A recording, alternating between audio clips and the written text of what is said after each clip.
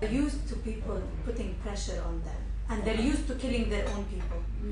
On the position that I believe that there might be a chance of some sort of a change, which is the Russian position, the Russian and the Chinese.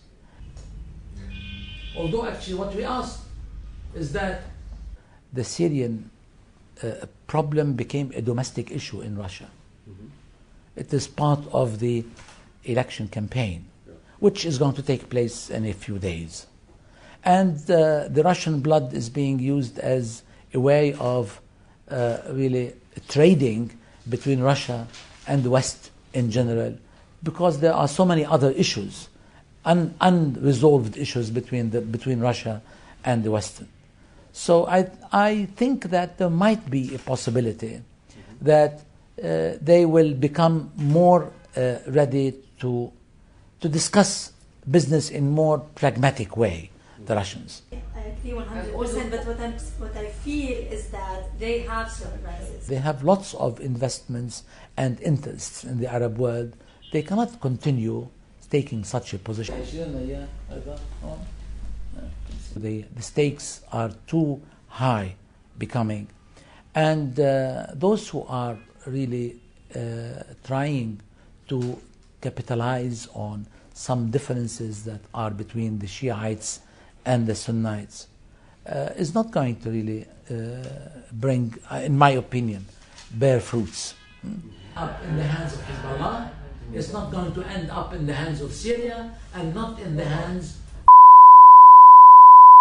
Going to speak to Reuters today, and we'd like to ask you first about your assessment of the situation in Syria and how worried you are about the consequences for Lebanon.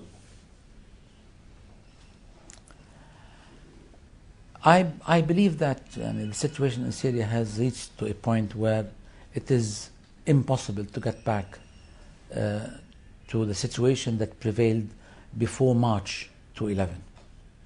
It's not at all possible. And I think that the regime there and the president has failed to benefit from the experience that he has seen taking place in so many other Arab countries, ranging from Tunisia to Libya to Egypt to Yemen. And he missed several opportunities. And what could have been dealt with and solved at the very beginning, since the outbreak of the incidents in Daraa, I think there hasn't been a serious effort to benefit from the events and try to really solve matters and take the country towards real reform. So many opportunities and chances were missed. Now, practically, the regime and the opposition has reached a stage where everybody is at an impasse, and including all the other stakeholders in what's happening in Syria. It is appearing to be impossible for the regime to really take a real step towards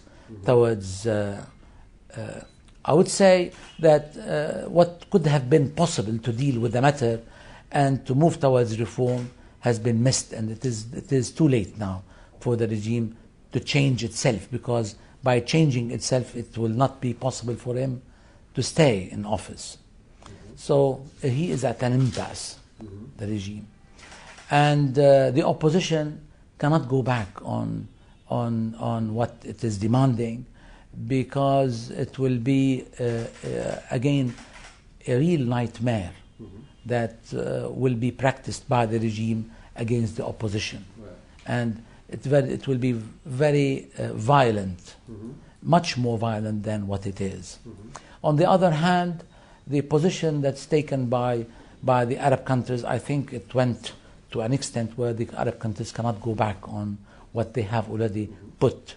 And the international situation has taken a place where they have already taken so many measures and sanctions, and it's not possible for them. On the position that I believe that there might be a chance of some sort of a change, which is the Russian position, the Russian and the Chinese. And I think what the Russians did is unlike what Russia traditionally used to take in the old days during the Soviet Union, when they were siding with the people rather than with the regimes. Yeah. This is the first time in which we see the Russians are taking a position supporting the regime and not the people.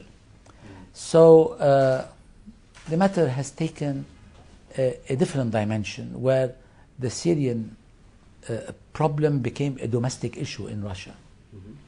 It is part of the election campaign, which is going to take place in a few days. And the Russian blood is being used as a way of really trading between Russia and the West in general, because there are so many other issues, unresolved issues between Russia and the Western. So I think that there might be a possibility that they will become more ready to discuss business in more pragmatic way, the Russians. On the other hand, I believe that with time, how long, nobody knows, but probably some months, in which there will be some sort of a convergence among a number of factors.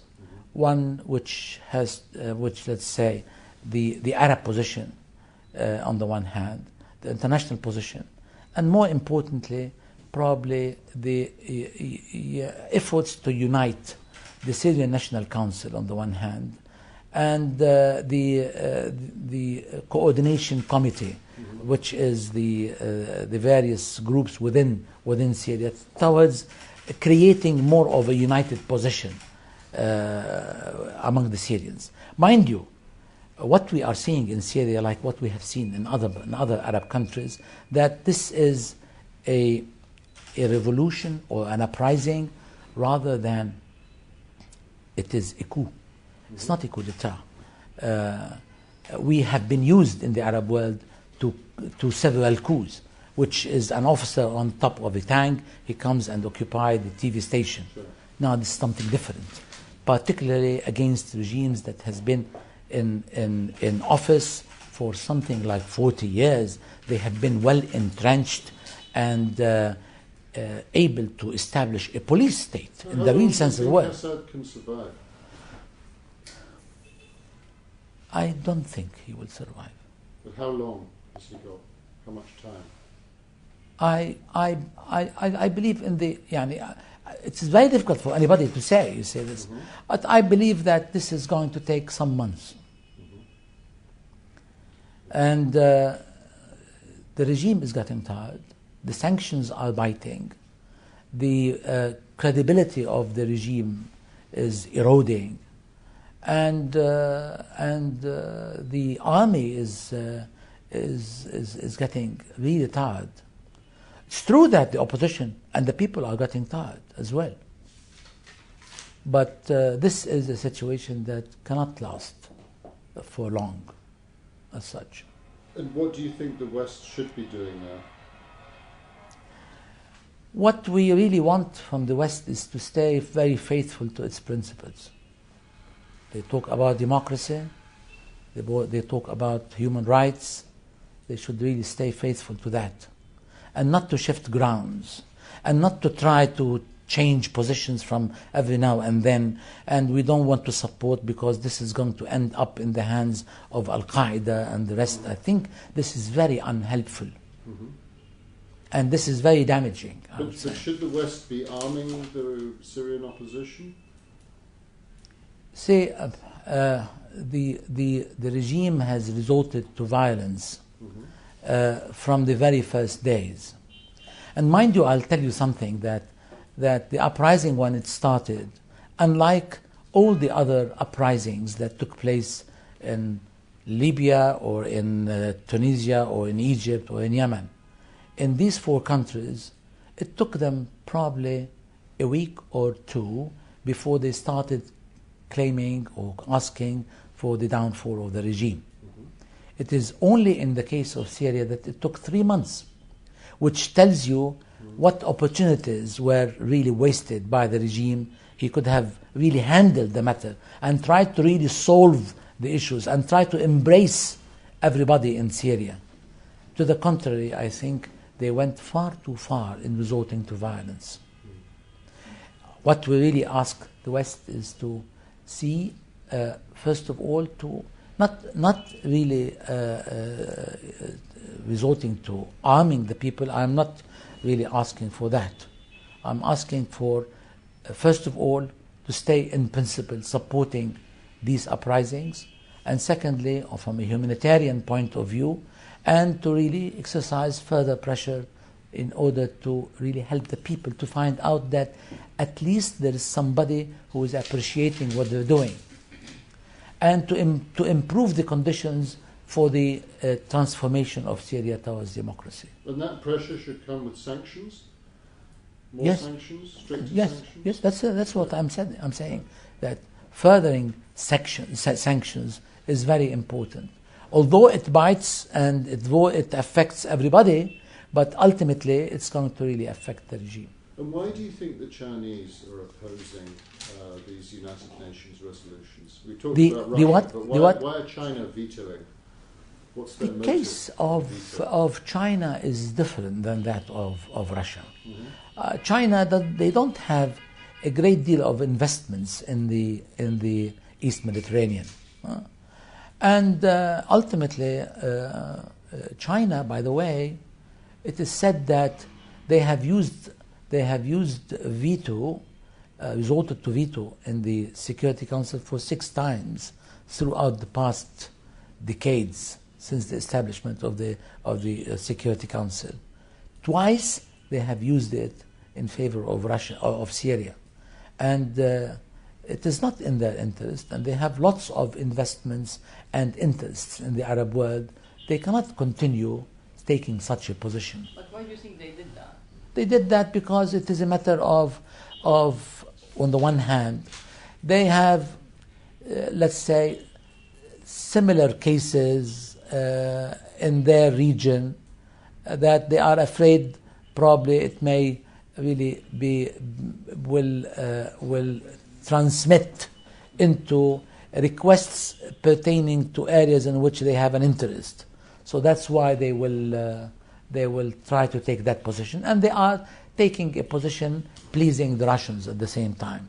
So something pertaining to their situation in the Far East and in other parts of China, in Tibet, and something of the sort, which may really affect their position, so they will be plagued by such demands. That's why they are really doing it. So the Russians are the leaders here? The Russians are the leaders because of proximity, because of the issue becoming a domestic issue, and at the same time because they have some other interests in the region.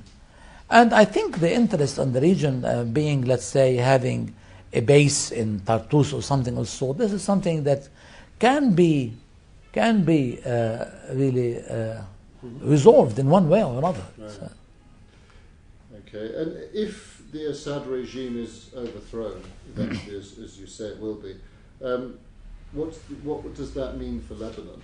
And how big is the risk of Lebanon being destabilized again by Hezbollah? For sure that we in Lebanon, we have one neighbor. Because in the south we have an enemy. As long as our lands are still occupied by Israel, and there is no real solution for the Arab-Israeli conflict. So we have only one neighbor, which is Syria. And there is a lot of things that that really brings us together. Syria, history, geography, the future, many interests, and so on. And for sure that being a neighbor, any instability there would have to be in one way or another, would affect our position. On the other hand, I think Lebanon, throughout the past periods, because of a number of factors, whether it is our democracy, our, let's say, political system, our economic system, the composition of the society and so on, has rendered the Lebanon a great deal of resiliency and ability to continuously adapt with the changing circumstances and situation. On the other hand, I think the Lebanese have suffered a great deal over the past several decades. Since 1975, Lebanon is really passing through very difficult periods. And we have experienced a great deal of events and shocks that really made the Lebanese learn, however, with varying degrees of really recognizing how really painful and how it is really very bad for them and for the country to undergo such confrontations, internal confrontations. And I think the various political groups, including Hezbollah, is reaching to a point that it is hopeless and it is futile to really try to go into a track that would lead to confrontation. That's why there is a noticeable position taken by the various groups to avert falling into a situation where they are dragged into a confrontation in which everybody will turn out to be a loser. So that's why I believe there is a great possibility for Lebanon to avoid being dragged into such a situation. And whether it is Lebanese themselves or other stakeholders in the region are again contributing towards not allowing Lebanon to fall in such a trap. But Mr. Prime Minister, I want to ask you, if you look at it from another perspective, I mean, Hezbollah, the Shiite, it is becoming a Sunni Shiite conflict in the region in many ways, and by losing Syria as an ally and this regime in particular, they feel that their influence is going to be diminished in this area or in Lebanon, and they might become more assertive and aggressive to impose their position on the ground. So don't you think that this scenario is possible also? I mean, and especially Iran, with Iran, Syria, and this bloc, I would like to really say in here is that the stakes are becoming very high. And anybody who really pushes things to that extent, he will not suffer in one area, but the degree of suffering might really be extended into so many other areas in the region. So that's why I'm telling you the stakes are too high becoming. And those who are really trying to capitalize on some differences that are between the Shiites and the Sunnites is not going to really bring, in my opinion, bear fruits.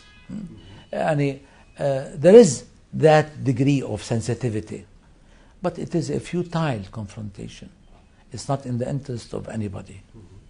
And ultimately, it is in the interest of everybody to see what are the benefits that will accrue at the end of the day from democracy and from the reinstatement of the role of the state as a credible institution that's needed by everybody. Because everybody is now, especially in Lebanon, realizing that the absence of a credible state that is respected by everybody is in fact really very harmful for all. And that's why they are really realizing now out of real experience in the areas in which there is a real control by, let's say, Hezbollah, and there is no presence, a real presence for the state, they are realizing what they are really suffering and the problems that they are facing within the society, and how much this is going to really affect them by so many ills that are happening to the society. The degree of recognition of these problems is not equal everywhere, and not everybody is realizing this. But gradually, this situation is taking place. I believe in the final analysis that this course leading to a confrontation between the Shiites and the Sunnites is something that everybody will try to avert it, rather than allowing themselves to fall in such a trap. It is not in their interest, not in the interest of the region, and at the end of the day, they will discover that there are, let's say, certain matters in which they disagree among each other on it. But on the other hand, there are lots of things in common. And at the end of the day, they will see that it is not in their interest. And are you worried about divisions in the Syrian National Council? No, I don't think so. I don't think so. That there might be some differences between here and there, you see. But I mean, these groups are, many of them are people who have been, let's say, opposing the regime. They have been residing outside, and they have not really practiced real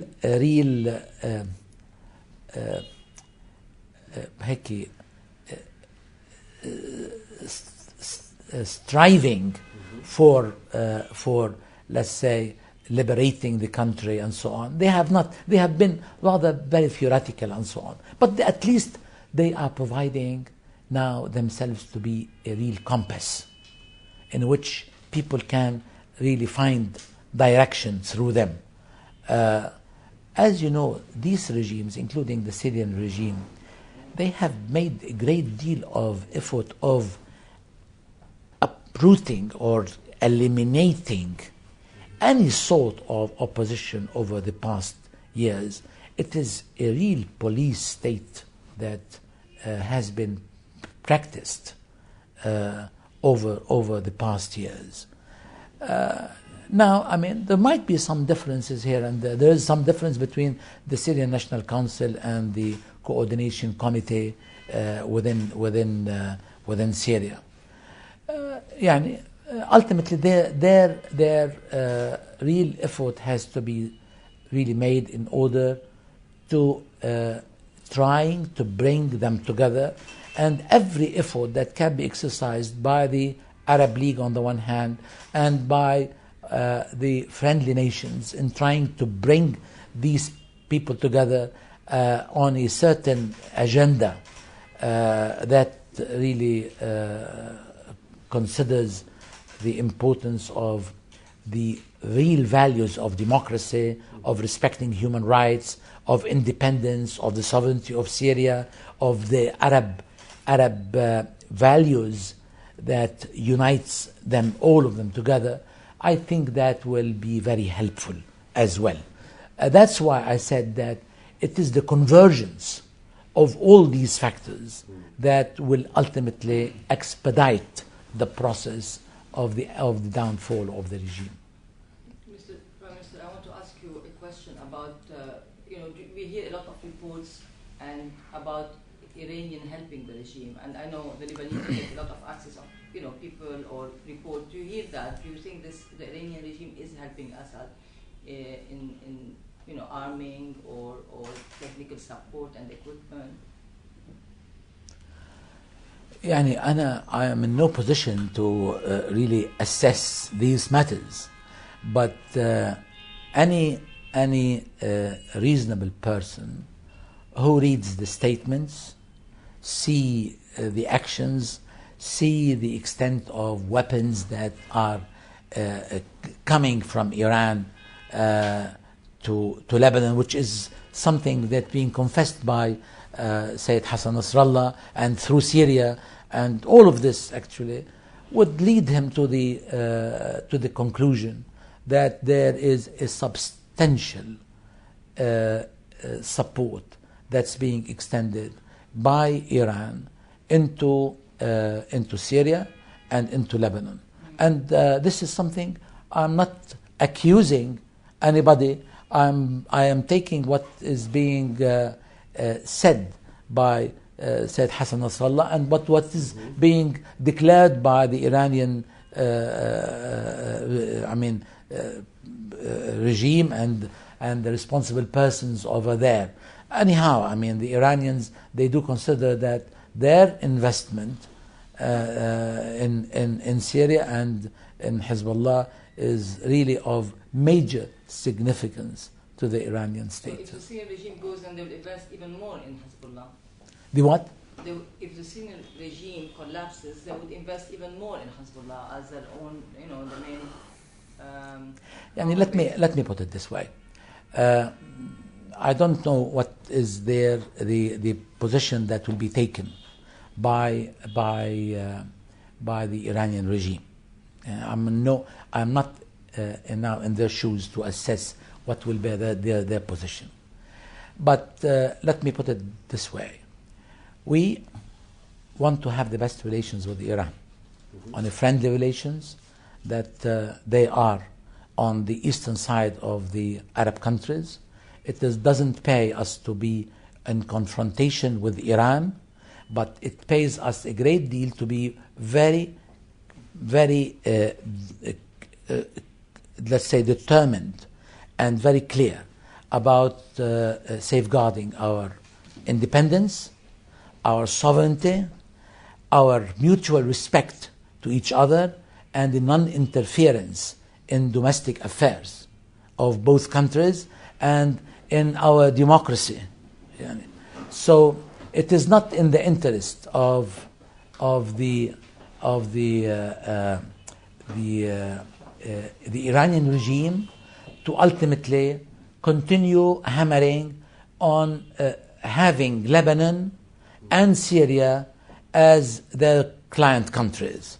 It is not in their interest. And this is not a sustainable relationship, and this will lead towards furthering the confrontation in the region. Ultimately, it is in the interest of the Iranian regime to realize that there should be a credible relationship that should be established between Iran and the Arab world. There has been a great deal of, let's say, long periods in which this relationship passed through between Iran and the Arab world, in which there were certain periods of tension. And this is not in the interest of Iran. Ultimately, Iran has to realize that we have to have what you call it the historical pact between Iran and the Arab world, in which they will have to come to terms. And by doing this, it will be in the interest of all, of Iran, the Arab world, and even the West, you see. And because this, let's say, continuation of interference in the affairs of the Arab world and trying to really rule things from far in certain, let's say, areas in the Arab world, this is not going to really end up in anything that is really helpful to Iran or the rest of the world. And that's why we had our position very clear, is that there should be let's say a real effort to put an end to all atomic energy efforts, atomic or nuclear efforts in Iran, as much as to put an end to the possession of Israel to nuclear bombs in the region, because this is going to really start at the end of the day a race that will not end, and it's not in the interest of the world as well. So I think what is really required in the coming at this point in time it will require real statesmen in Iran as well in the region, so that we're trying to put an end to this situation, which is an abnormal situation. So this is what I think. It might appear to be a very theoretical and full of hopes, but at the end of the day, I think in periods like this, one has always to get back to the basics. Anything that is, let's say, abnormal, it's like the fountain of Geneva. You send water in the air, and how far it goes up, ultimately it has to fall down, and this is abnormal. And what's your biggest worry at the moment about this situation?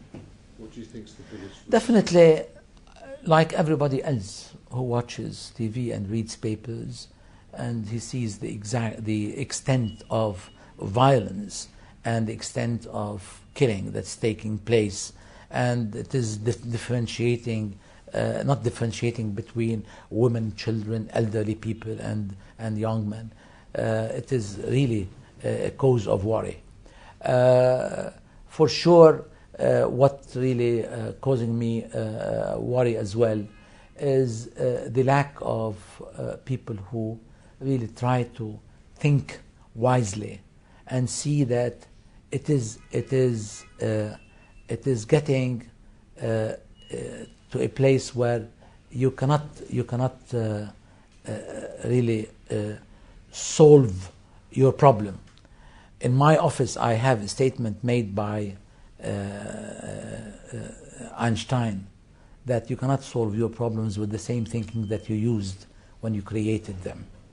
It is no longer possible that this situation can be handled in the way the Syrian regime has started. They have resorted to violence from the very beginning, while they could have really benefited from what happened in Morocco. This is a good example, which somebody who has already seen it and found out that this is not the way how to deal matters. Definitely, it's not the end of reform that Morocco probably might have to adopt, but anyhow, they have done let's say a step which is a very important and has set quite a very successful model that one can really build on. At the end of the day, in my opinion, the tsunami of democracy is something that is there, and nobody can stop, and nobody can change. This is something that really is the result of 4 changes, in my opinion, that have taken place. 2 of them happened over the past some, let's say, 2 or 3 decades, which is breaking the barriers of time and place. And 2 of them have taken place over the past 12 months or so, which is breaking the barriers of silence and fear. So, do you think that the Lebanese banks are imposing the sanctions properly on, Syrian money? I think that our banking system is very well managed in this sense, and they are abiding by the international, let's say, sanctions, international regulations, and they are really serious about it. And there is a continuous effort that's being made by the people concerned, whether at the central bank or at the supervisory authorities and the special departments that are supposed to really carry on this monitoring of this thing. They are very reliable people. I'm saying this because originally I'm a banker, and originally I was the man in charge of the banking supervision. I was the chairman of the Banking Control Commission. So I am really following up on this matter, and I am confident that things are being done the proper way. And do you think those sanctions are having an impact on Syria? يعني on the people that are supposed to be sanctioned. Yes. يعني هلا. Do you think it's really making a difference? Yes, I mean making their life difficult. Making their life difficult, and as you know, these matters. This is a race. You will continue doing further let's say measures, and they will find out how to really get away from it. This is a process that will have to continue until the it is like the race that takes place between the criminal and the policeman, and always the criminal is ahead by one step. So you will have to really see how you can try to match him in one way or another. About the indictment, is that we are in principle, we have done our best in order to have the tribunal first of all established, and that it carries its duties in the right manner possible. We wanted the tribunal to really be established and to carry on its duties, not because we want to take revenge. We wanted this in order to really execute justice on the one hand, and to put an end to impunity in Lebanon. Because this is a country that has suffered a great deal of political assassinations over the past 3 decades, and it is not any more possible for Lebanon to continue with this right to kill that's being exercised by certain people and by certain organizations. I think the process that has been going on is satisfactory, and although there has been a great deal of effort made by certain organizations and by certain people to discredit the tribunal and its operations, but ultimately what I would say happened is something that really led to the tribunal to progress every day, and the indictment that was issued some months ago has really shown that this tribunal has teeth, and it is going to continue. And there has been some talk. I am in no position to really talk about it because, but I mean, this is what we have heard. I have met Mr. Bilmar when he came in here, he visited me, and he hinted to what one could expect in the coming period without being specific. Without being specific, I think that not distant in the future, we are going to see some new indictment soon.